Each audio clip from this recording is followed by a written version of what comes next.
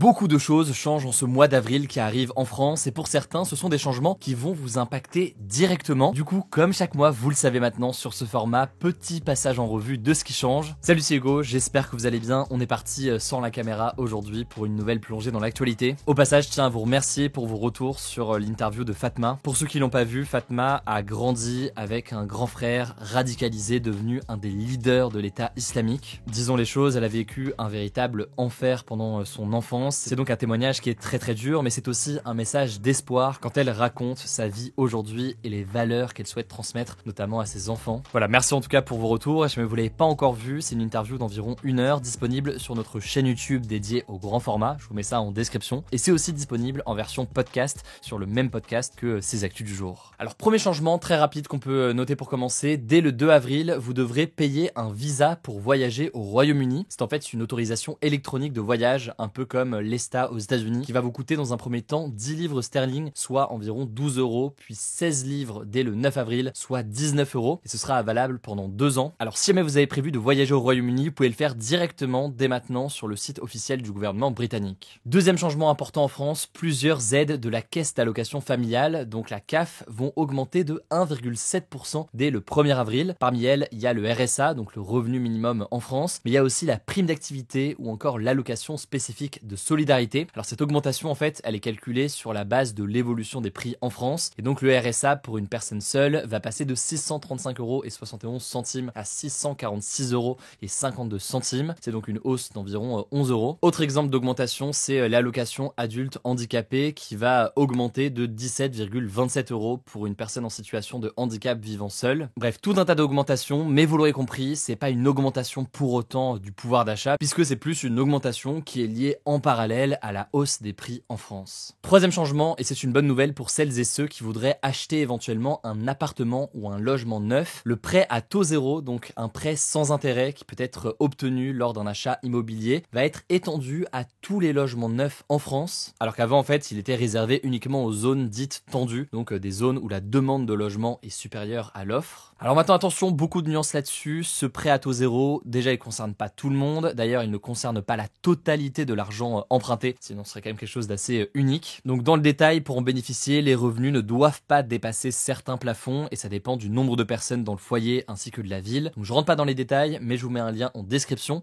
Ce qu'il faut savoir donc, c'est que désormais c'est plus seulement dans les zones tendues. Quatrième changement, cette fois-ci c'est plutôt une mauvaise nouvelle puisqu'on parle d'achat immobilier. Les frais de notaire vont augmenter dans certains départements dès le 1er avril. Alors les frais de notaire, c'est les coûts obligatoires lors d'un achat immobilier et ça comprend des taxes, des frais administratifs et aussi la rémunération du notaire. Mais c'est là où c'est souvent très trompeur quand on parle de frais de notaire. Non, tout l'argent ne va pas dans la poche du notaire. En réalité, la majeure partie revient à l'État et aux collectivités locales. Et donc là, il y a eu un changement. Ils vont augmenter avec la loi de finances 2025. En effet, cette loi permet désormais aux départements d'augmenter de 0,5 points les frais de notaire sur les achats immobiliers. Cette hausse, elle est valable jusqu'en 2028 et elle vise à compenser les pertes fiscales des collectivités locales qui sont estimées à 2 milliards d'euros en 2023 et qui sont liées à la baisse du marché immobilier. C'est donc quelque chose à avoir en tête. Cinquième changement qui concerne l'assurance chômage et qui n'est pas une bonne nouvelle si vous êtes concerné, l'indemnisation va baisser pour toutes les personnes qui sont inscrites à France Travail. En fait, le montant, il sera désormais identique chaque mois. Il sera basé en fait sur un mois de 30 jours.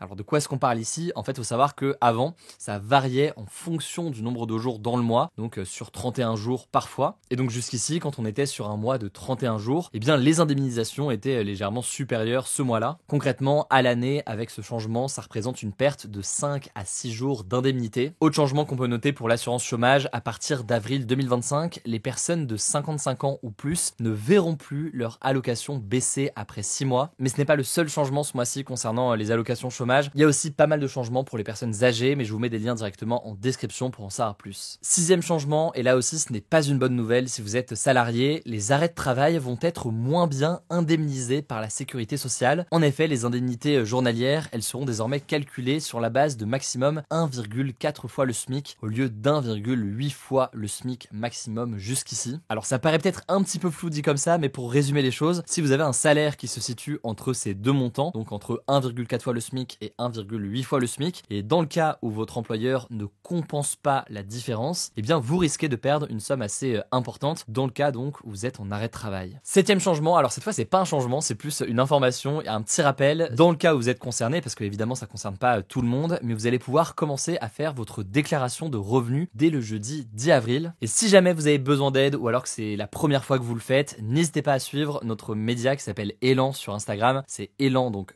ELAN.media. Mais c'est un média qui vise à accompagner notamment les jeunes dans la vie professionnelle et pour aider et accompagner justement sur tout ça. Donc il y a des découvertes de métiers, il y a des aides sur tous ces éléments administratifs où faut le dire, parfois ça paraît très compliqué. L'idée étant de vous aider et de vous donner des conseils. Le nom du compte sur Instagram, c'est elan.media. Allez, huitième chose qui concerne certains d'entre vous aussi, le 2 avril, ce sera le dernier jour pour compléter son dossier et confirmer ses vœux sur la plateforme Parcoursup. À noter que pour les formations en apprentissage, c'est possible de formuler des vœux après le 2 avril. Et la prochaine étape après ça, ce sera le 30 mai avec le début des réponses aux vœux. On aura l'occasion d'en reparler, mais courage à tous ceux qui sont concernés. Je sais que ça peut être une période très stressante. Allez, dernier changement pour terminer. Cette fois-ci, c'est une bonne nouvelle. En tout cas, c'est quelque chose de pratique qui peut vous aider. À partir du mois prochain, l'assurance maladie renforce le programme MT Dents. C'est un programme qui a été créé en 2007 pour inciter les enfants, les adolescents et les jeunes adultes à consulter un dentiste gratuitement à des âges clés. Alors de quel âge est-ce qu'on parle ici? Je vais vous faire la liste. C'est 3, 6, 9, 12, 15, 18,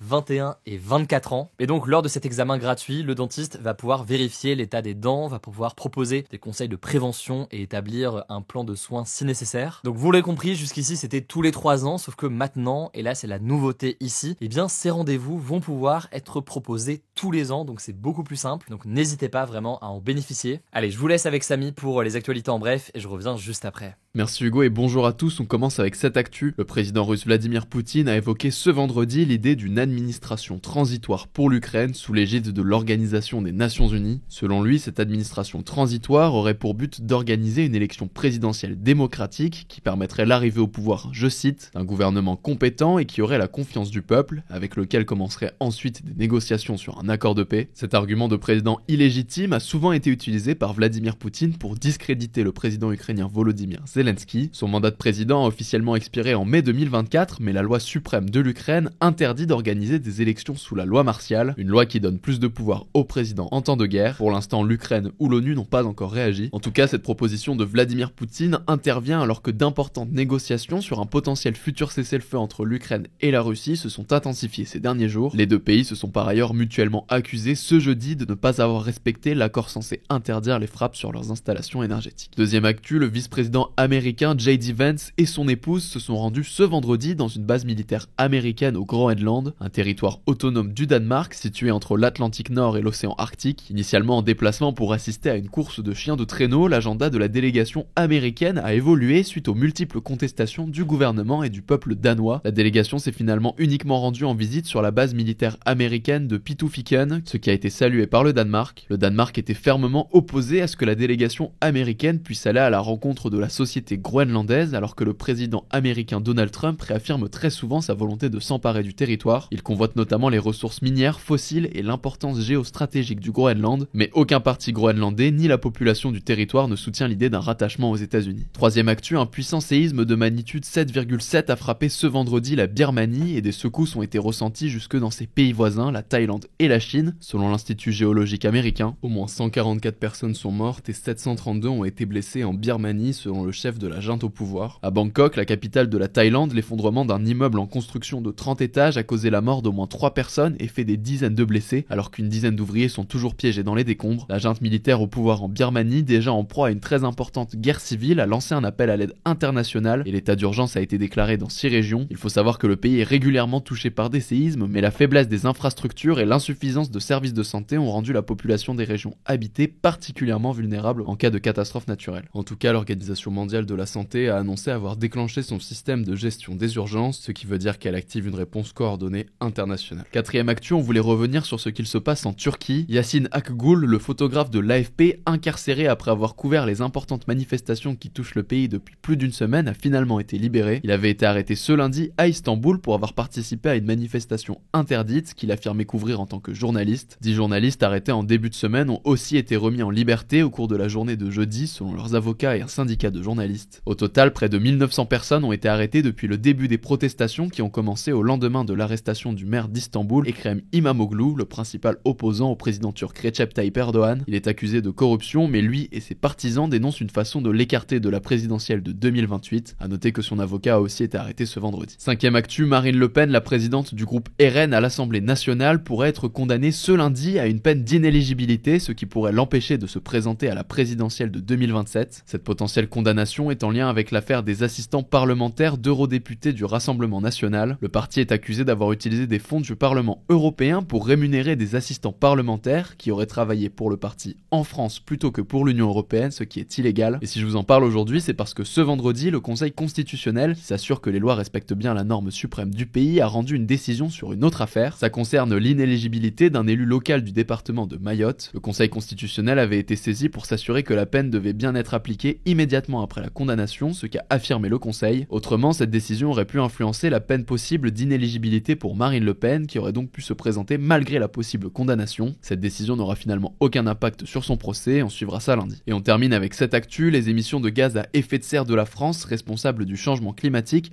ont baissé de 1,8% en 2024, selon le CITPA, l'organisme indépendant chargé de dresser le bilan carbone de la France, un chiffre qui est tout de même à nuancer puisque c'est moins que la réduction de 5,8% de 2023. Selon la ministre de la Transition écologique, Agnès Pannier-Runacher, la France est toujours sur la bonne trajectoire, mais la situation est toujours compliquée concernant les transports et les bâtiments. Avec une baisse générale de 1,8%, la France est encore loin de respecter son objectif climatique à l'horizon 2030. D'ici 5 ans, la France s'est engagée à réduire ses émissions brutes de 50% par rapport à 1990. Et plus globalement, selon l'ONU, l'humanité n'est d'ailleurs pas sur la bonne trajectoire de réduction de sa pollution carbone pour limiter le réchauffement climatique à 1,5 degrés Celsius comme prévu par l'accord de Paris. En tout cas, Emmanuel Macron réunira ce lundi un conseil de planification écologique, on suivra ça. Merci beaucoup Samy pour ces actualités en bref. Alors ce dimanche, on sort une nouvelle vidéo sur notre chaîne YouTube dédiée au grand format. Alors je vous donne pas plus d'infos sur le sujet ou quoi que ce soit, mais rendez-vous du coup sur notre chaîne YouTube dédiée au grand format. Je vous mets le lien de cette chaîne directement en description. Prenez soin de vous, prenez soin de nos proches, passez un excellent week-end et on se dit à lundi pour le retour des actus.